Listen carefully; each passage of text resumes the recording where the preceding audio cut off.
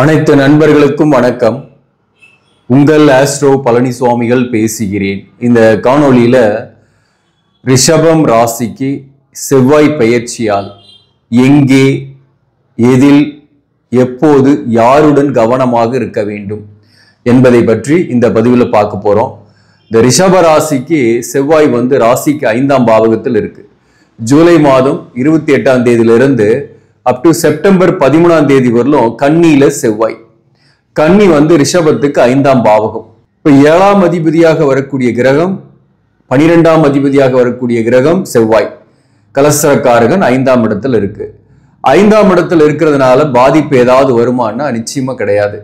சொல்ல போனா 7 கூடியவன் 5ஆம் பாவகத்தில் இருக்கும்போது புதிய உறவுகள் வரும், காதல் வரும். சில பேருக்கெல்லாம் பாத்தீங்கன்னா தனித்து இருக்கக்கூடியவர்களுக்கு ஒரு ரிலேஷன்ஷிப் வரும், அல்லது மேரேஜுக்காக வரன் பாக்குறீங்கன்னா வரன் கூட வரும். ஆனா இங்க என்ன பிரச்சனை அது தடையாகும். ஏனென்றால் சனியோட பார்வையில செவ்வாய் இருக்கு. சனி 11ஆம் பாவகத்தில் இருக்கு. சனி 11ஆம் பாவகத்தில் இருக்கிறது நல்லதுதான். ஆனா இந்த சனிக்கு செவ்வாய் பார்வை இருக்கு. அப்போ செவ்வாயோட பார்வையில சனி இருக்கிறதுனால 9ஆம் அதிபதியாகவும் 10ஆம் அதிபதியாகவும் வரக்கூடிய சனி பகவானுக்கு செவ்வாய் பார்வை இருக்கு. அப்ப சில விஷயங்களை நீங்க கவனமாக இருக்கணும். சில ஆதாயங்களும் உண்டு, வேலை விஷயமா பெனிஃபிட் உண்டு. அதுதான் இந்த பதிவுல டீட்டெயிலா பார்க்க போறோம். இப்போ நீங்க ரிஷப ராசியாக இருக்கீங்க அப்படின்னாக்க உங்களை சுத்தி பாத்தீங்கன்னா கன்னி ராசி, அதே போல தனுசு ராசி கூட இருப்பாங்க. சம்டைம்ஸ் பொருத்தமே இல்லைன்னா கூட தனுசு ராசி நீங்க நேசிக்கக்கூடிய சூழ்நிலை இருக்கு. ஒரு ஈகோ கிளாஷ் இருந்துகிட்டே இருந்தா கூட தனுசு ராசிக்காரங்க கூட உங்களோட இருப்பாங்க. ஏதாவது ஒரு ரிலேஷன்ஷிப்பா, நட்பா, அல்லது வாழ்க்கை துணைவராக, அல்லது தாய் தந்தையாக, அல்லது பிள்ளைகளாக இருக்கக்கூடிய வாய்ப்பு உண்டு. அதே போல உங்களுக்கு கடக ராசி, விருச்சக ராசி, மேலும் மீனம் ராசி மற்றும் மகரம் ராசி, இந்த ராசிக்காரர்கள் உங்களை சுத்தி இருப்பாங்க. ஈவன் கும்பராசியும் இதுல சேர்த்திக்கலாம்.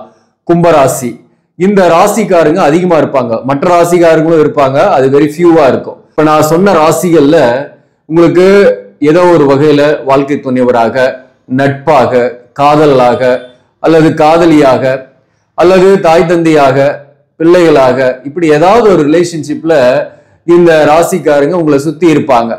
அந்த வகையில பாத்தீங்கன்னாக்க இவர்களுடன் நீங்க கவனமாக இருக்க வேண்டும் இந்த காலகட்டத்துல, அல்லது இந்த நேரத்துல. இப்ப இந்த ராசியிலிருந்து சில பேருக்கு இளைய தலைமுறையா இருக்கீங்கன்னாக்க வரன்கள் வரலாம், அல்லது காதல் வரலாம், எதிர்ப்பாளனுடைய நட்பு அல்லது ரிலேஷன்ஷிப் வரலாம். ஈவன் மேரேஜ் ஆனவங்களா கூட இருக்கீங்கன்னா கூட ஒரு 30 to 45 வயதுக்குள்ள இருக்கீங்க அப்படின்னாக்க வேலை பார்க்கக்கூடிய இடத்துல புதிய உறவுகள் இந்த ராசிகள்ல இருந்து வரலாம்.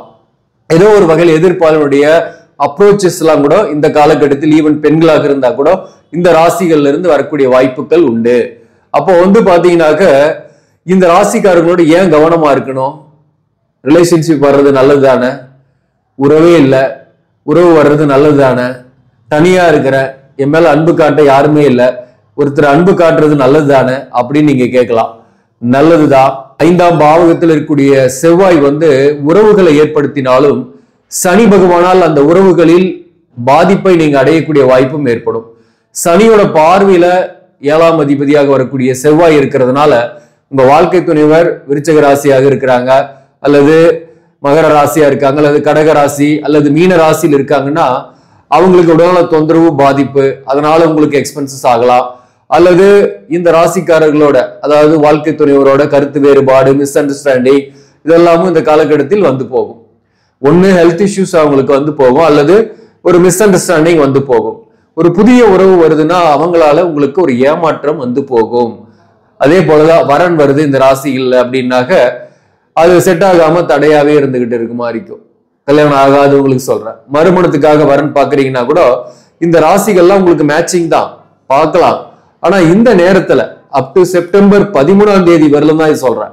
இந்த செப்டம்பர் 13ஆம் தேதி வரலும் அந்த ராசிகள்ல இருந்து வரன் வருதுன்னா உங்களுக்கு தடையா இருக்கும். பொதுவாகவே இந்த நேரத்துல 7ஆம் அதிபதிக்கு சனியோட பார்வை இருக்கிறதுனால கணவன் மனைவி எந்த பிரச்சனையும் இல்லை, சரியான பொருத்தம் இருக்கு, ஒன்னாதான் இருக்கிறோம். ஆனாலும் அவருடன் கருத்து வேறுபாடோடு இருக்கு, தனித்து இருக்கிற மாதிரி இருக்கு, வாழ்க்கை துணைவர் கொஞ்சம் செலவாகுது. அந்த மாதிரியான சூழ்நிலைகள் இருக்கும். அதே போல பிள்ளைகள் வகையிலையும் நீங்க கவனம் செலுத்திக்கணும். பிள்ளைகளோட கருத்து வேறுபாடு, பிள்ளைகள் உங்க பேச்சு கேட்காம போறது, அதே போல பிள்ளைகளால செலவுகள் எக்ஸ்பென்சஸ் ஆகிறது போன்றவையும் வரும். 5ஆம் பாவத்துல செவ்வாய் இருந்து சனி பார்வை இருக்கிறதுனால உங்களுடைய அவசர முடிவுகளை எடுக்கக்கூடாது. சகோதர வழி உறவுகளோட கருத்து வேறுபாடுகள் வரும். அதே போல அங்காளி பங்காளியோட கருத்து வேறுபாடு, சொத்துக்கள் சம்பந்தமான பிரச்சனைகள், இதெல்லாம் இந்த காலகட்டத்தில் வரக்கூடிய வாய்ப்பு உண்டு. அப்ப சொத்து பிரச்சனை வருதுன்னாக இந்த நேரத்தில் அதை பெரிதுபடுத்தாம போஸ்ட்போன் பண்ணாம இருக்கணும். இந்த செவ்வாய்க்கு சனி பார்வை இருக்குன்னா கடனுடைய அழுத்தங்கள், உடல்நலத்துல பாதிப்பு, ஏதாவது ஒரு பிரச்சனை வந்துகிட்டு இருக்கும். அதனால கொஞ்சம் கடன் இருந்தா பிரச்சனை இல்லை, ஹெல்த் பாத்துங்க. குறிப்பா வயிறு சம்பந்தமான பிரச்சனைகள் வராம பாத்துக்கணும்னா உணவு விஷயத்துல கவனமா இருக்கணும். வயிறு சம்பந்தமான பிரச்சனை தான் வரும். அல்சர், ஆசனவாய் ப்ராப்ளம், அதே போல மலச்சிக்கல், மேலும் வாய்ப்புண்ணு, வயிற்று புண்ணு, இந்த மாதிரியான குடல் சம்பந்தமான கேஸ்ட்ரிக் ட்ரபிள், இந்த மாதிரி பிரச்சனைகள் வரக்கூடிய வாய்ப்புகள் அதிகம்.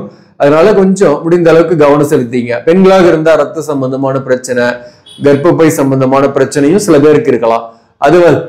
அது வந்து குறிப்பா உங்க ஜாதகப்படியும் இப்போ பாத்தீங்கன்னாக்க அந்த மாதிரி 5ஆம் பாவகத்துல ஒரு பாவகிரகம் செவ்வாய் இருந்து அதற்கு சனி தொடர்புகள் இருக்கும்போது 5ஆம் அதிபதியும் கெட்டு இருக்கும் பட்சத்துல பெண்களாக இருக்கீங்கன்னாக்க புத்திர பாக்கியம் டிலே ஆயிட்டு இருக்கும். அப்படிப்பட்டவர்களுக்கு தான் அந்த கர்ப்பப்பை கோளாறுகள் பிரச்சனைகள் இருக்கும். பொதுவா சொல்லும் போது வயிறு சம்பந்தமான பிரச்சனைகளை வராம உணவு விஷயத்துல கவனமா இருங்க அப்படின்றதுதான் அப் டு செப்டம்பர் 13ஆம் தேதி வரலாம் தான் இது. மேலும் இந்த காலகட்டத்தை பொறுத்தவரையிலும் பிள்ளைகள் வகையில ஒரு மன வருத்தம் அடையக்கூடிய வாய்ப்பு இந்த காலகட்டத்தில் உண்டு. மேலும் இந்த காலகட்டத்தில் தொழில் வேலை எப்படி இருக்கும் அப்படின்னாக்க வேலையில ஆதாயங்கள்லாம் உண்டு. கூடுதலாக வருமானம் கூட வரும். அல்லது தேங்கி இருந்த தொழில் ரீஇன்ஸ்டேட் ஆகி இப்போ வருமானத்தை கொடுக்க ஆரம்பிக்கும். இதனால தொழில வருமானமே இல்லை, கடன் ஆகிட்டு தான் இருக்கு அப்படின்னாக்க ஓரளவுக்கு இந்த காலகட்டத்துல தொழில வருமானம் வந்து கடனை திருப்பி செலுத்தக்கூடிய வாய்ப்பும் வரும். இந்த நேரத்துல நீங்க வந்து பாத்தீங்கன்னாக்க வேலையில இருக்கீங்கன்னாக்க ஹார்ட் ஒர்க் பண்ணுவீங்க, மதிப்பு மரியாதை இருக்கும், பதவி உயர்வு ஊதிய உயர்வு கூட சில பேருக்குலாம் கிடைக்கக்கூடிய வாய்ப்பு உண்டு. இந்த சனி வக்கரமாய் இருக்கிறதுனால 11ஆம் பாவகத்துல நவம்பர் மாசம் வரலும் நீங்க வந்து இருக்கிற வேலையே இருக்கிறது தான் நல்லது. சப்போஸ் வேலை போயிடுச்சுன்னாக்க நீங்க வந்து முயற்சி பண்றீங்கன்னா நவம்பருக்கு பிறகு உங்களுக்கு வேலை வாய்ப்பு கிடைக்கும். மேலும் இந்த செப்டம்பருக்கு பிறகு நீங்க முயற்சி பண்ணலாம். அப்படி வேலை இல்லாதவங்க சொல்றேன், செப்டம்பர் 13ஆம் தேதிக்கு பிறகு முயற்சி பண்ணீங்கனாலையும் உங்களுக்கு மேக்சிமம் நவம்பர்லாம் உங்களுக்கு வேலை கிடைச்சிரும். வேலை இல்லாதவர்களுக்கு 9ஆம் அதிபதியாகவும் 10ஆம் அதிபதியாகவும் வரக்கூடிய சனிக்கு செவ்வாய் பார்வை இருக்கிறதுனால தந்தையின் உடல்நலனில் கவனம் செலுத்திங்க. தந்தை வழி உறவுகளுடன் கருத்து வேறுபாடுகள் வந்து போகும். பூர்வீக சொத்துல சில வில்லங்கங்கள் வரும். நீங்க போலீஸ் ஸ்டேஷன் போறது, வழக்குக்கு போறது, இதெல்லாம் இந்த ஒரு 45 நாள் அவாய்ட் பண்றது நல்லது. ஏன்னா அது வந்து தொடர்ந்து இருக்கிற மாதிரி ஆயிடும். ஸோ அது வந்து உங்களுக்கு நெகட்டிவா போயிடும், பெரிய மன அழுத்தத்தை உருவாக்கிடும். அதனால இப்போதைக்கு நீங்க வந்து கொஞ்சம் வந்து பொறுமையா இருக்கிறது நல்லது. ஆனாலும் 2ஆம் இடத்துல இருக்கக்கூடிய குரு சுக்கிரன் வந்து உங்களுக்கு மேக்சிமம் தொழில ஆதாயத்தை கொடுக்கும். திடீர்னு பண வருமானம்லாம் வரும், அதெல்லாம் எந்த பிரச்சனையும் கிடையாது. அதே போல உங்களுக்கு இந்த காலகட்டத்தை பொறுத்தவரையிலும் வீடு, வாகனம், சொத்துக்கள் சம்பந்தமாக செலவுகள் ஆகும். சில பேருக்கு தொலைதூர பயணங்களும் சாத்தியமாகும். புதிய திட்டங்களை போட்டு இம்ப்ளிமெண்ட் பண்றதுக்காகவும் முயற்சி பண்ணுவீங்க. அதை மட்டும் கொஞ்சம் போஸ்ட்போன் பண்ணி வைங்க. நவம்பர் மாதத்திற்கு பிறகு நீங்க புதிய திட்டத்தை தொழில் ஆரம்பிக்கலாம், அல்லது இருக்கிற தொழிலை விரிவுபடுத்துறது, அல்லது உங்க வேலை மாற்றம், இதெல்லாம் வந்து நவம்பருக்கு பிறகு செய்யறது நல்லது. இப்போ இந்த காலகட்டத்தை பொறுத்தவரையிலும் எந்தெந்த தசாபுக்தியில் இருக்கிறவங்க கவனமாக இருக்கணும் அப்படின்னாக்க குறிப்பா வந்து பாத்தீங்கன்னாக்க இந்த காலகட்டத்துல இப்ப சனி தசை நடக்குதுன்னு வச்சுங்களேன். சனி தசையில சனி புக்தியா நடக்குதுனாலையும் நீங்க கொஞ்சம் கவனமாக இருக்கணும். வண்டி வாகனங்கள்ல போகும்போதெல்லாம் எச்சரிக்கையா இருக்கணும். இரவு நேரங்களில பயணம் செய்யறத தவிர்க்கணும். அதே போல நண்பர்கள் அல்லது மூத்த சகோதரம் இவர்களோட சில முரண்பாடுகள், கருத்து வேறுபாடுகள்லாம் வந்து போகும். அதாவது மற்றவங்களுக்கு உதவி செஞ்சுட்டு இந்த நேரத்துல குறிப்பா பாதிக்கப்படுவீங்க. உதவி செஞ்சதை திருப்பி கேட்க போனாலையும் பிரச்சனை தான்.